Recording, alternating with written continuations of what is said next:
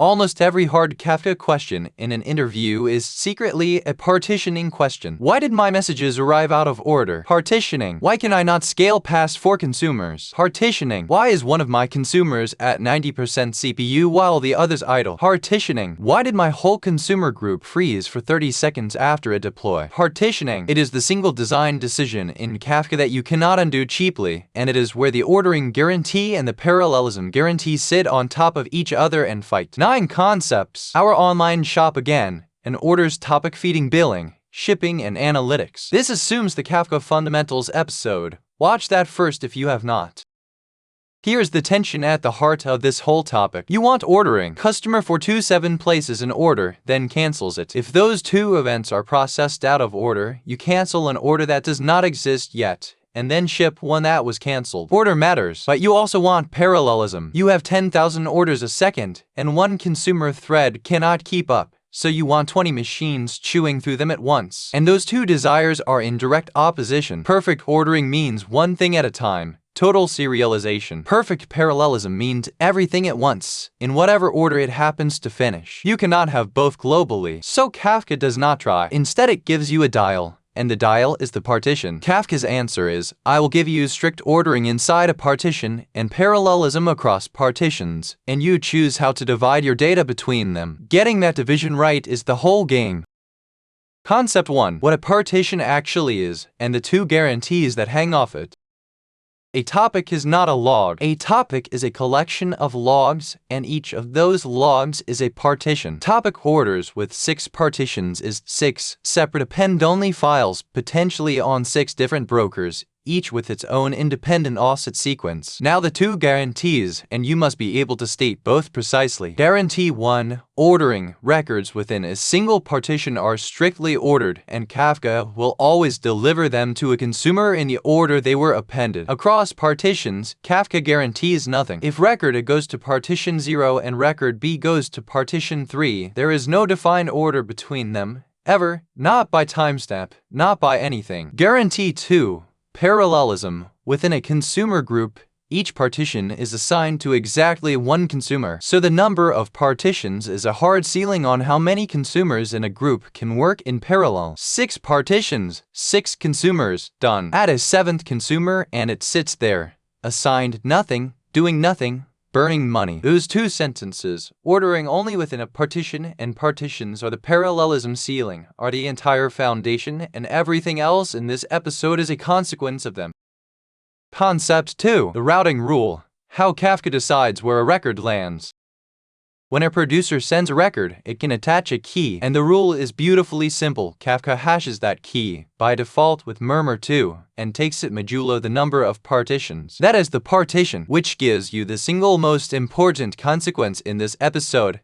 The same key always lands in the same partition. Therefore, all records for that key are strictly ordered. Key by customer ID, and everything customer 427 ever does is in 1 partition, in order, order placed, then order cancelled, guaranteed, forever. Even though the topic as a whole has no ordering at all, that is how you get the ordering you actually need without giving up parallelism you cannot afford. Now what if you send no key at all? Then Kafka does not care about ordering for that record, and modern clients use what is called sticky partitioning. The producer fills up 1 partitioned batch, sends it, then switches to another. That is a throughput optimization. Bigger batches, fewer requests, and the older round-robin behavior is gone. So, key present means deterministic routing and per key ordering. No key means best effort spreading, and no ordering guarantee whatsoever. The key is not metadata. The key is a routing decision, and it is the most consequential line of code in your producer. Concept 3. Picking the key, the decision that will haunt you if you get it wrong.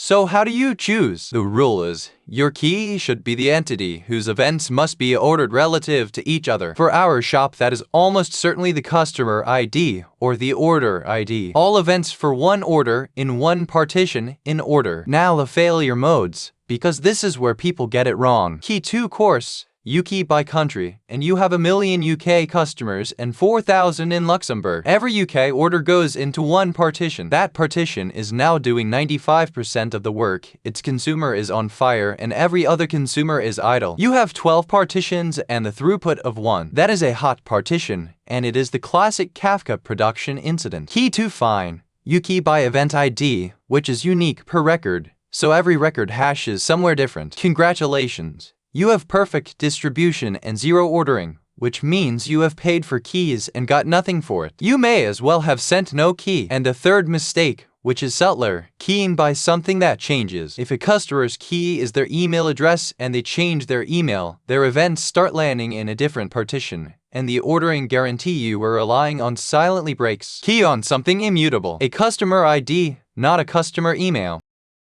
Concept 4. The hot partition. How to spot it, and what to actually do about it. A hot partition is when your key distribution is skewed, so one partition receives far more traffic than the rest. And it does not have to be a bad key choice. Sometimes reality is just skewed. You key by merchant ID, which is a perfectly sensible key, and then Black Friday arrives and one enormous merchant does 40% of all orders. Your key was fine. Your data was not. How do you spot it? Consumer lag per partition, not aggregate lag. That is the trap. Because the average looks fine while one partition drowns. You want lag broken down by partition, and if one partition's lag is climbing while the others are flat, you have found it. Now, the fix is in increasing order of pain. 1. Add more partitions. This helps only if the skew was mild and spread out. If it is one giant key, that key still lands in exactly one partition no matter how many you have, so this does nothing. 2. Change the key to something more granular. Merchant plus region, say. That reduces skew but weakens the ordering guarantee, so you must check you can live with that. 3. Composite or salted keys. Append a small random suffix to the hot key, spreading it across, say, 4 partitions. That fixes the throughput and destroys the ordering for that key, so you can only do it if that key's events do not actually need ordering. 4. A custom partitioner. You can implement Kafka's partitioner interface and route however you like, including special casing your known huge merchant. That is the sledgehammer, and occasionally it is the correct tool. The honest summary: there is no fix that keeps both perfect ordering and perfect balance. You are choosing which one to sacrifice for that key. Concept 5. The number and a one-way door nobody warns you about.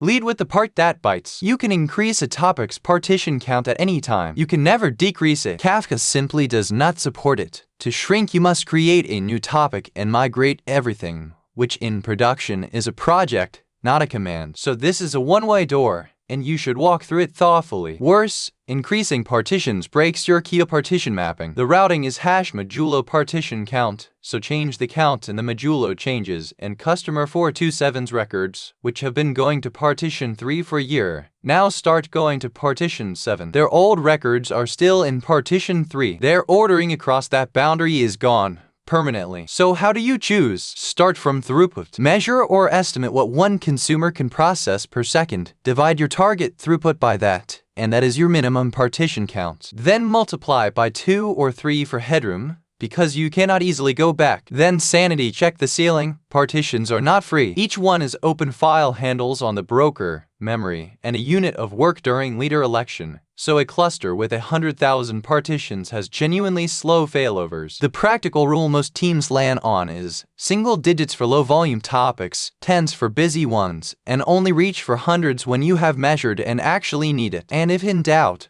over provision slightly, because adding is easy and shrinking is not. Concept 6. How partitions get handed out to consumers and the strategies that decide it.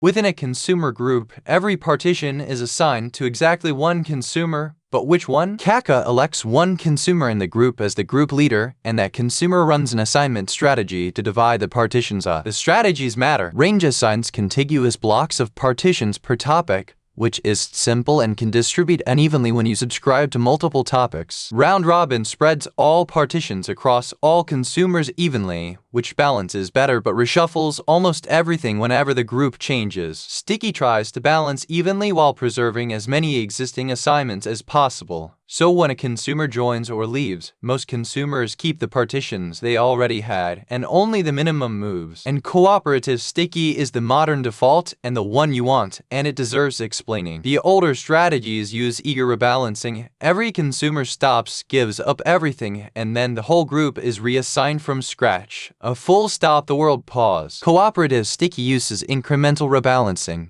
Consumers keep the partitions that are not moving and only revoke the ones that actually need to change. The group keeps processing throughout. If someone asks how you reduce rebalance impact, the first answer is, use cooperative sticky assignment. Most modern clients default to it. Check that yours does. Concept 7. The rebalance. The thing that makes your consumer group pause and how to make it stop happening.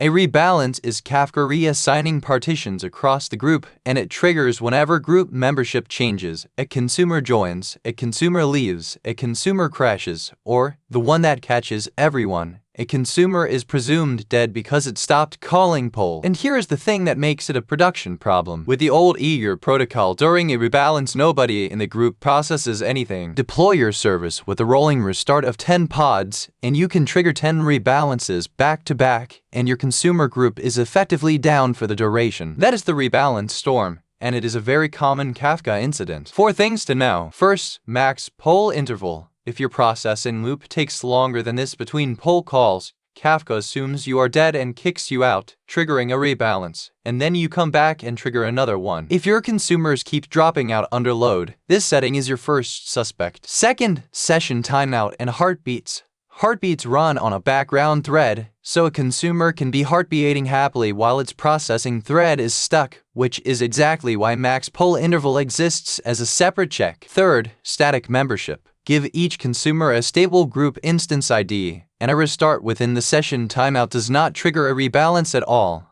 because Kafka recognizes it as the same member coming back. That is the single best fix for deploy-triggered rebalance storms. And fourth, cooperative sticky, as we said, so that when a rebalance does happen, the group does not stop dead. Concept 8. Where partitions live, and why replication is a per-partition idea. Replication happens per partition, not per topic, and that has a consequence people often miss. Each partition has a leader and some followers, and Kafka deliberately spreads those leaders across brokers. So for a topic with 6 partitions on a 3-broker cluster, each broker leads 2 partitions and follows others. Every broker is doing real work. There is no single machine handling all the writes for a topic. So the partition is the unit of parallelism for consumers, and it is also the unit of distribution across the cluster and the unit of failover. When a broker dies, only the partitions it was leading need a new leader elected, and those elections happen independently. 2 practical points. Preferred leader election. Kafka has a notion of the preferred leader for each partition, and after a failover the leaders can end up bunched on a few brokers, leaving one broker doing most of the work and others idle. Kafka can rebalance leadership back, and by default it does this automatically. But it is worth knowing the concept exists because an unbalanced leader distribution looks exactly like a mysterious performance problem. And second, this is why a very high partition count slows failover. Every partition on a dead broker needs an election, and 10,000 of them takes meaningfully longer than 100. Partition count is not just a consumer scaling decision, it is a cluster recovery time decision too. Concept 9. The rules and the exact answers interviewers are listening for. 5 sentences that will carry you. 1. The ordering question. Kafka guarantees ordering within a partition and nowhere else, so if you need events for an entity ordered, key by that entity, and it is a customer ID, not a customer email, because the key must be mutable. 2. The scaling question. The partition count is a hard ceiling on consumers in a group. A 7th consumer against 6 partitions does nothing at all. 3. The hop partition question. Skew means one partition does most of the work. Find it with per partition lag, not aggregate lag, and fix it by salting the key, going more granular, or writing a custom partitioner, accepting that all 3 sacrifice ordering for that key. 4. The sizing question. You can add partitions and you can never remove them, and adding them breaks the existing key partition mapping, so over-provision modestly rather than plan to grow. 5. The rebalance question. Rebalances pause the group. They are usually triggered by deploys or by a slow consumer breaching max poll interval, and the fixes are static membership, plus cooperative sticky assignment. Get those 5 out cleanly and you will sound like someone who has actually run Kafka, because those are exactly the 5 things that go wrong. Let us put it back together. A topic is a collection of logs, and each log is a partition. Ordering is guaranteed within a partition and absolutely nowhere else. The partition count is a hard ceiling on consumer parallelism. A record's partition is the hash of its key module of the partition count, so the same key always lands in the same place, which is how you buy the ordering you need without giving up the parallelism you cannot afford. Choose the key as the entity that must be ordered, make it immutable, and beware the extremes. Too coarse gives you a partition, too fine gives you no ordering at all. Fine skew with per partition lag. You can add partitions and never remove them, and adding them breaks the key mapping. So this is a one-way door, and you should over-provision a little. Cooperative, sticky, assignment, and static membership are what stop a deploy from freezing your consumer group, and replication is per partition, which is why partition count also decides how long your cluster takes to recover from a dead broker. Next in this series, producers and consumers in detail, X, idempotence, offsets, and delivery semantics. Subscribe!